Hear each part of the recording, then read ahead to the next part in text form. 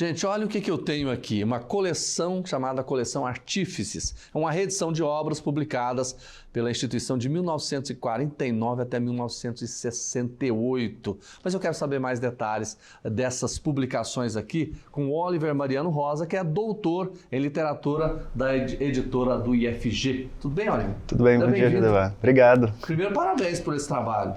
Eu agradeço, foi uma alegria reeditar essas obras dos autores goianos. São 10 obras reeditadas. São 10 obras. São obras que foram produzidas, a primeira edição, na Escola Técnica de Goiânia, à época, né, que foi transferida para Goiânia com a mudança da capital, e começou as atividades em 1942, e um dos cursos que eram oferecidos na instituição era de artes gráficas. Então, nessa produção de tipografia e encadernação, alguns autores buscavam a instituição para imprimir seus livros. E alguns deles, alguns dos maiores autores de Goiás. Nós vamos falar desses autores, mas eu quero saber de onde surgiu essa ideia de compor essa coleção. Como é que surgiu? Então, a editora do Instituto Federal de Goiás foi criada em 2013. Certo. Mas ela teve atividades editoriais antes da instituição. Houve uma editora na instituição nos anos 90 e início dos anos 2000.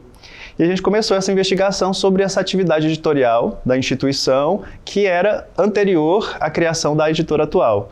Começamos com um livro de 1949, que é de José Lopes Rodrigues, que foi professor da instituição à época. E fomos encontrando outras obras. Eu faço parte de um grupo de uma rede de pesquisa aqui em Goiás, chama Rede de Pesquisa em Leitura e Ensino de Poesia. Nós estávamos investigando sobre a poesia goiana, da segunda metade do século XX, e nessa pesquisa fomos identificando algumas obras que tinham sido produzidas na gráfica da Escola Técnica. E quem são os autores que estão aqui? Então, começando com o José Lopes Rodrigues em 1949, depois temos a obra de Lendas de Minha Terra, de Mário Resério Leite, de 1951, que foi um dos fundadores da Faculdade de Medicina da UFG. Em 1955 temos dois grandes nomes, que é Gilberto Mendonça Telles, né, que é considerado o príncipe da poesia goiana, né, que está aí em atividade. Em 1955 também temos Primeira Chuva, que é de Bernardo Ellis, né, um dos maiores escritores goianos. Depois chegamos à década de 60, que temos vários livros, 4 deles do grupo de escritores novos, que acabou de completar 60 anos, que é Ieda Schmaltz, com Caminhos de Mim, Coelho Vasco, com o Poema da Ascensão, Ciro Palmerston Muniz, com Tempo Maior, e Edir Malagone Guerra, que também está aí em atividade, com Tardes do Nada. Por fim, temos a Vida, de Nita Fleury Curado, que foi uma escritora precursora aí entre as autoras femininas, as mulheres, né? E também Madrugada, de Silvia Nascimento. E qual que é a relevância dessa coleção que a gente está mostrando aqui para a memória da literatura goiana?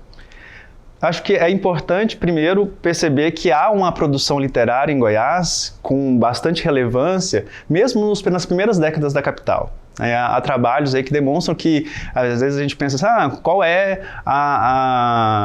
o interesse dos leitores em Goiás pela literatura produzida aqui no estado. Sim. E no início da capital, a jovem capital já tinha uma atividade literária bastante intensa, né, com a publicação, com espaços de discussão, de recepção dos livros. Então, demonstrar que a nossa capital, que acaba de completar 90 anos, desde as suas primeiras décadas, tem uma atividade cultural bastante intensa, com nomes que se projetaram para o Brasil todo. Você está colocando aqui, logo 15 anos depois, já tem livro aqui que foram produzidos nessa época, né? Sim, e aí naquele momento eram estudantes, aprendizes, né? Por isso que a coleção se chama Coleção Artífices, porque o primeiro nome do Instituto Federal de Goiás, quando era lá na cidade de Goiás, era Escola de Aprendizes Artífices. Aí a gente fez essa referência aos aprendizes que foram responsáveis por isso. Agora, vocês estão, por exemplo, de que forma vocês estão fazendo para que essas obras cheguem, por exemplo, a outras bibliotecas, a outras pessoas, a outros estados? Então, no ano passado, a editora do IFG completou 10 anos. E uma das atividades que nós fizemos para celebrar essa data foi uma campanha que chama 10 × 10, que é uma campanha de distribuição de livros para bibliotecas públicas. Nessa campanha, nós envolvemos pessoas que estiveram conosco, né, estiveram na editora ao longo desses anos. Autores, organizadores, revisores, vários profissionais que trabalham nesse processo editorial. E fizemos a distribuição para várias localidades do Brasil. Chegamos até o momento a 24 estados, né? E chegamos a 75 bibliotecas públicas, né? Algumas bibliotecas em escolas municipais, porque infelizmente durante a pandemia várias bibliotecas públicas foram fechadas, né? Mas a expectativa é de que cheguemos a 100 bibliotecas. Neste momento as entregas e as postagens podem acompanhar na página da editora no Instituto, no Instagram, né? @editora-IFG, lá estão todas as postagens que a gente fez até o momento, mas agora a gente interromper um pouquinho os envios e as postagens em razão da greve dos servidores técnicos administrativos. E como é que as pessoas podem fazer também para ajudar em todo esse processo? Então, os nossos livros, né, os livros que são produzidos pelo Instituto Federal de Goiás, são todos destinados à doação. Nós não comercializamos os livros. Então, mas todas as nossas obras estão disponíveis em e-book, né, em PDF, no endereço da editora, editora.ifg.edu.br. Então, todos esses livros estão disponíveis para download gratuitamente. E eu acho que o mais importante é que as pessoas frequentem as bibliotecas, para que nós não percamos esses equipamentos culturais que são tão importantes, né, que permanecem. Aqui em Goiânia, todas as bibliotecas já receberam a coleção. Então, lá eu faço um momento para a Biblioteca Pio Vargas, na Praça Cívica, a Biblioteca do Sesc Centro. Vão lá buscar esses livros, vão ler, vão aproveitar esses espaços para que eles não fechem e cumpram o seu papel. E você falou de Goiânia, mas e no estado, como é que está? Então, nós já distribuímos em vários municípios, né, porque como o IFG tem 14 campos no interior, então a gente conseguiu alcançar mais facilmente, porque a entrega a gente faz com os nossos professores, estudantes e servidores. Mas temos também um contato com a diretoria do Sistema Estadual de Biblioteca e a perspectiva é de que a gente doe 100 coleções para que sejam distribuídas nas outras bibliotecas que ainda não receberam. Então, o plano é que praticamente todos os municípios de Goiás têm uma coleção em uma de suas bibliotecas. Oliver, vocês pretendem continuar esse projeto nessa linha? Também de recuperar, de reeditar trabalhos feitos aqui em Goiás? Sim, porque há alguns livros que nós não conseguimos incluir nessa coleção, porque à época como são livros já, né, com uma data bastante anterior, então a maioria dos autores já faleceu. Então a gente precisa fazer contato com os familiares. E aí há uma dificuldade para a gente conseguir a cessão dos direitos. Então alguns livros não entraram na coleção, mas a gente gostaria de reeditá-los. Quer dizer que esses livros aqui que a gente está mostrando, se antes dessa publicação, se eu quisesse procurar, dificilmente acharia. A maioria deles não foi reeditada recentemente. Então, assim, resgate mesmo da história, né? Sim. Acho que o único aí que talvez pudesse ser mais fácil de encontrar seria o do Gilberto Mendonça Teles, que é o Alvorada, que continua em atividade, já está com 90 e poucos anos, mas está firme. Da Chimaltz também, né? Mas a questão é que assim, ela é acho que a segunda mulher que mais se projetou na poesia goiana, mas o livro dela, que foi o primeiro, né, de estreia, você não conseguiria localizar. Talvez localizasse algum exemplar usado, mas bastante bem difícil mesmo. Mais recente, sim. E quando vocês entraram em contato com esses artigos, com esses escritores que ainda estão vivos aí, conversando, falando desse projeto de reeditar, como é que foi a reação deles? A Edir, que ela publicou apenas um livro, né? A Edir foi delegada, né? Foi membro, né, do grupo de escritores novos, e ela ficou assim meio resistente, que ela já está com 70 e poucos anos, e ela falou assim, nunca imaginei que eu fosse, né, no fim da minha vida, reeditar meu livro da juventude, né? Mas depois ela ficou muito feliz, depois que conseguimos convencê-la, né, a nos autorizar. O Coelho Vaz, que foi diretor do Instituto Histórico e Geográfico, ele falou também assim, não tinha plano algum de reeditar meu livro de estreia, né? Porque foram livros de jovens, né? Jovens escritores que estavam ali em movimento. Que idades eles tinham, mais ou menos? Eles tinham 20 e poucos anos.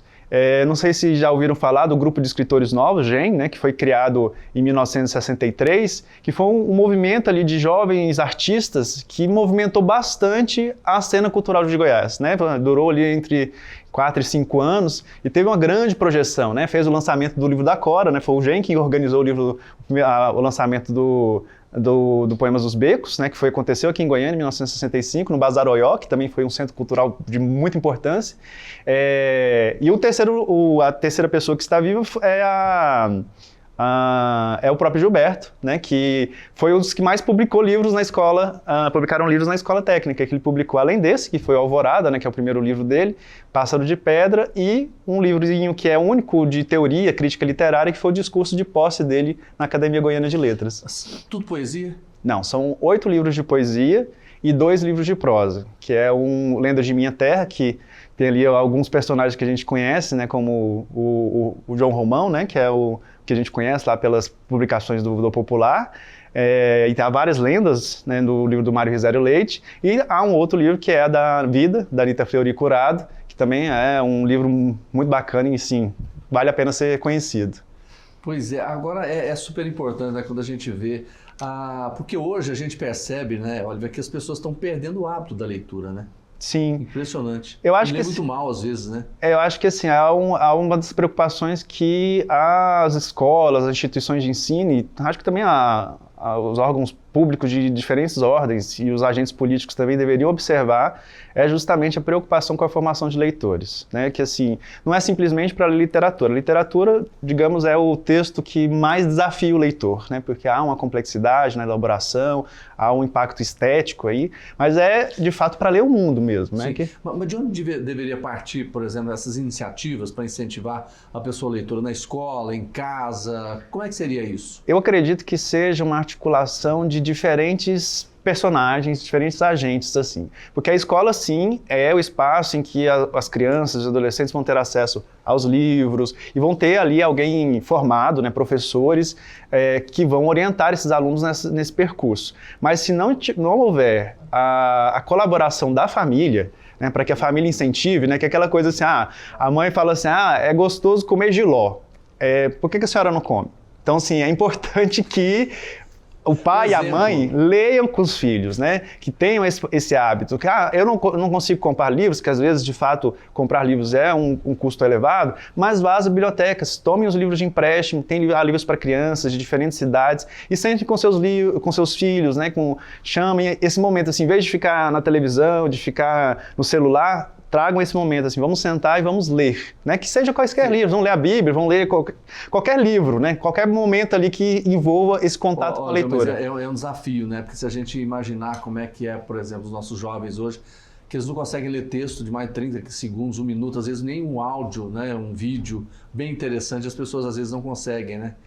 Hoje também há alguns recursos, assim, porque apesar das redes sociais de alguma forma prejudicarem esse desempenho do leitor, existem ali os influencers que têm um canal no YouTube que falam sobre livros, os livros do Crepúsculo, do Harry Potter, esses livros esses best-sellers, ou há também os Instagramers, que são Stan Poets, né, que são os poetas do Instagram, que publicam poemas curtinhos e que têm seus livros. Então, assim, às vezes, para levar os adolescentes e as crianças a encontrar o livro, é preciso conhecer esses personagens que estão ali nas redes sociais incentivando a leitura. Então, assim, em vez de ficar só lá no TikTok ou nos Reels do Instagram, vai lá no perfil que mostra livros, que indicam livros, vai lá no canal do YouTube que, né, sugere alguns livros que tem, assim, que não são livros de autores como os que estão publicados na coleção, mas o que importa é ler, né? Às vezes a gente começa lendo um livro, um best-seller, e acaba lendo um Bernardo Ellis, uma Cora Coralina, que são autores aí que estão no cânone, mas que podem ser conhecidos, e tem ali algumas produções que são bastante acessíveis para crianças e adolescentes. Tá certo. Olha, eu quero muito agradecer a participação do Oliver Mariano Rosa, doutor em literatura da editora do IFG. Parabéns por esse trabalho. Eu agradeço a oportunidade e digo novamente, todos os nossos livros estão disponíveis para um download na editora.ifg.edu.br, e aí essa coleção foi produzida graças a um trabalho em rede, né, da Rede Federal de Educação Profissional. Então, assim, há participação de editora do Amapá, do Acre, de São Paulo, de Sergipe. Então, assim, é uma rede em que as instituições trabalham em conjunto para que produtos como esse possam alcançar a nossa sociedade. Parabéns.